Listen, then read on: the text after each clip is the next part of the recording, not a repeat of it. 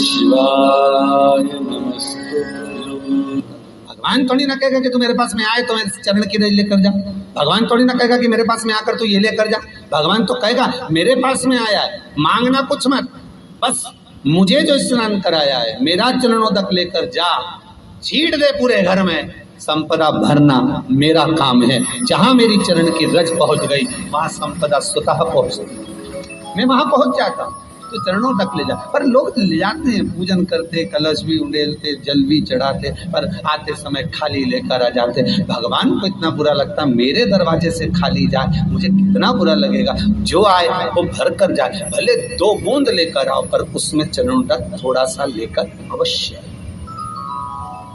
हमारी माताएं बड़ी प्रेम से कहती हैं, आप लोगों के मन में भी ये बात जरूर होगा, जितने लोग टीवी पर कथा सुन रहे हो, फेसबुक यूट्यूब पर श्रवण कर रहे हो, आपने भी सुना होगा, घर की जो माताएं होती है, कभी भी घर का रसोई घर का बर्तन जिसमें सब्जी बनाई है, 50 लोग अगर जिम में आ रहे हैं और कह दिया आज का निमंत्रण है, 50 लोगों का पार्टी है, ये है वो है, सुहागिल है या ब्राह्मण भोज है, तो वो जो खीर का पात्र होगा, जो बर्तन होगा, जो सब्जी का पात्र होगा, माँ उसको खाली जल्दी नहीं करती है। भले उसमें सब्जी थोड़ी ना थोड़ी पड़ी रहने देगी, जब तक सब जिम कर नहीं चले जाएंगे तब तक उसमें पटक कर रखेगी। क्यों? क्योंकि उसमें उसकी बरकत है। उसी तरह जल चढ़ाने के बाद हम जब लेकर आते हैं पात्र के अंदर, ये उसमें उसकी बरकत है। गर्ग संहिता में दूसरी चीज कही, उसको भी समझ लीजिए।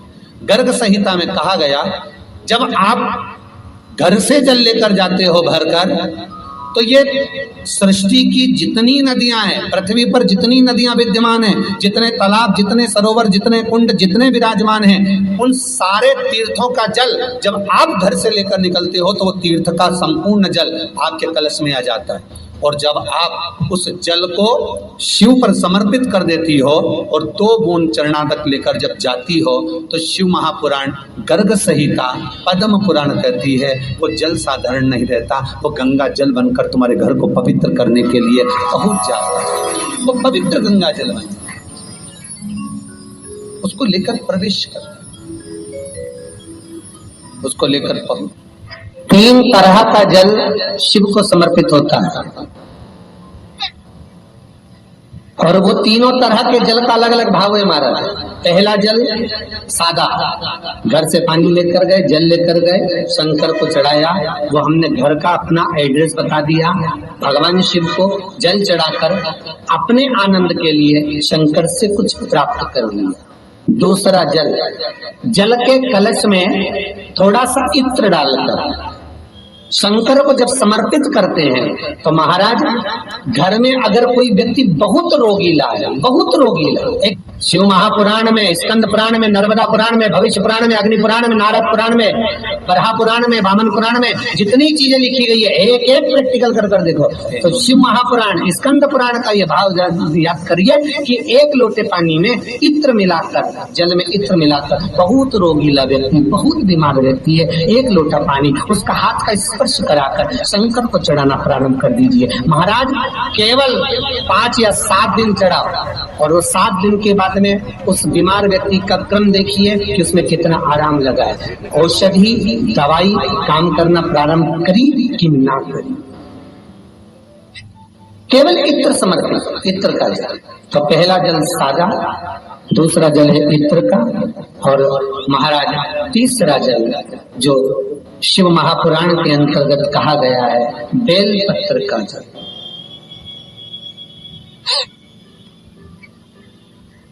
तीसरा जो जल है वो बेलपत्र का जल। बेलपत्र का जल कैसा?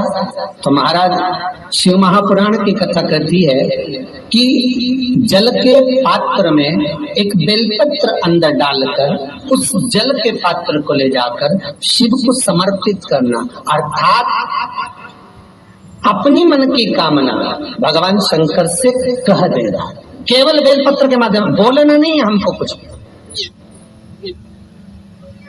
हमें कुछ कहना नहीं है, तीन तरह का जल का जो व्याख्यान वर्णन किया गया, एक सादा जल जो भगवान को कहा, आपने अपना एड्रेस बता दिया, आपने अपने मन का भाव बता दिया। इत्र का जो जल चढ़ाया गया वो केवल रोग मुक्ति के लिए चढ़ाया गया। और तीसरा बेलपत्र, अगर उस जल में एक बेलपत्र भी पड़ी हुई है और वो बेलपत्र पड़ा हुआ जल आप जिस भाव से चढ़ा रहे हो, जिस कामना से चढ़ा रहे हो, शंकर वो कामना आपकी पूर्ण कर दे। उनके लिए ये कथा कर रही। पितरों की 3 बेटियां, तीनों से गलती हो गई। आप शिव मंदिर में जाएं, कोई गलती ना हो, जल चढ़ाएं, मना नहीं, छींटा ना लगे, धीरे धीरे चढ़ाएं।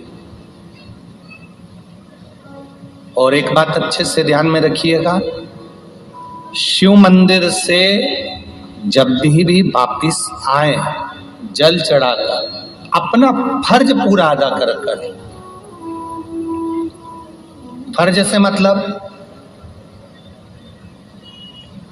जब शिव मंदिर से वापिस आए, जो पत्ती, बेलपत्री, फूल शिव जी पे चढ़े थे वो नीचे शिवलिंग पे से नीचे गिर गए हो। एक शिवलिंग रखा है, बुलाना।